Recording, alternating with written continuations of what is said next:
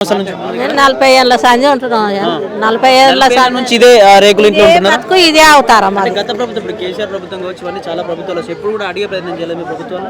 అడుగుతున్నాం, అడిగితే వస్తున్నాం, పోతున్నాం, చూస్తున్నాం, ఇస్తాం అమ్మా అని అంటారు. మమ్మల్ని అట జరసేపు మాట్లాడనిస్తారు. ఇంకా వస్తాం అమ్మా, చూస్తాం అమ్మా అని అంటారు. ఇంకా ఇదే బతుకులు, ఇదే బతుకు 40 ఏళ్ళ సంది ఇదే బతుకులు. మేము ముసలోళ్ళం అయినా కాళ్ళ నొప్పులు అయినా తిరుగుతూనే ఉన్నాం. ఆయన చుట్టూ తిరిగినా కానీ మమ్మల్ని పట్టించుకుంటలేడు.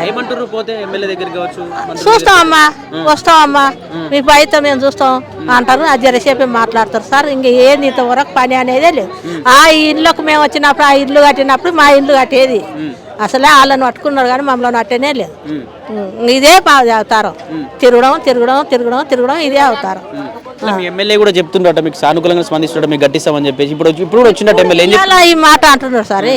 ఇన్ని దినాల అంతవరకైనా అన్నాడు కానీ అలా చేత కాక ఇప్పుడు వచ్చి ఇవాళ గట్టిగా మేము కావాలి అని మేము అన్నందుకు ఒప్పుకుంటున్నాడు. ఇవాళ ఆయన బతుకు మమ్మల్ని బతికి రోడ్డు వినేస్తాడా, ఇళ్ళనే ఉంచుతాడా, ఇండ్లు కట్టిస్తాడా, ఏమన్నా చేయండి సార్. ఇంకా అంతవరకే రోడ్ ఇస్తాం ఖచ్చితంగా ఖాళీ చేయాలని చెప్పి అంటున్నట్టు. అది వేస్తాం అన్నందుకనే బాధపడుతున్నాం.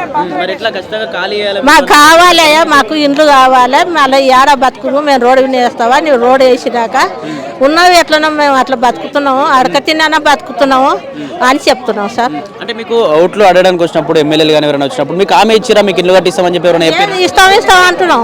ఇస్తాను ఆయన అంటున్నాడు, ఇస్తామమ్మా ఇస్తామమ్మా అంటాడు. ఓటు వేయించుకుంటున్నాడు, పోతున్నాడు. ఓట్లు అయిపోయిన తర్వాత మళ్ళీ ఇంకా మంచి అనేది కలవట్లేదు. ఓన్లీ ఎలక్షన్స్ అప్పుడే మేము దగ్గరికి వచ్చి ఓట్లు అడుగుతున్నారు. అంత తర్వాత ఎవరు రాడు. ఇవాళ పని ఉంది పిలుచుకున్నందుకు ఇవాళ వచ్చిండు, మాట్లాడిండు, పోయిండు. వాళ్ళ సాయం ఉన్నప్పుడే వస్తాడు. మళ్ళీ వీళ్ళు ఎట్లా ఉండరు, సచ్చిరే బతికిరా అని మళ్ళీ మాట్లాడే అవసరమే లేదు. డబుల్ బెడ్రూమ్ లో ఖాళీ ఉన్నాయట, మరి మీకు వాళ్ళకి ఇస్తామని చెప్పారు. ఎప్పటికీ చెప్పలేదు సార్, ఇస్తామని చెప్పలేదు, ఇళ్ళకి ఇయ్యనని చెప్పలేదు.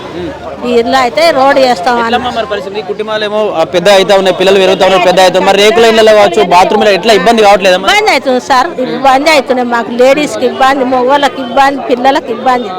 ఆ బాధలు మేము పట్టించుకుంటలేదు సార్. మేము రోడ్డు మీద మేము ఇంకా ఇదే పోరాటం చేస్తామని అనుకుంటున్నాం సార్. ఇండ్లు వచ్చిన దగ్గర మేము పోరాటం అయితే చేస్తాం. ఇండ్లు వచ్చే వరకు పోరాటం చేస్తాం అంతే సార్.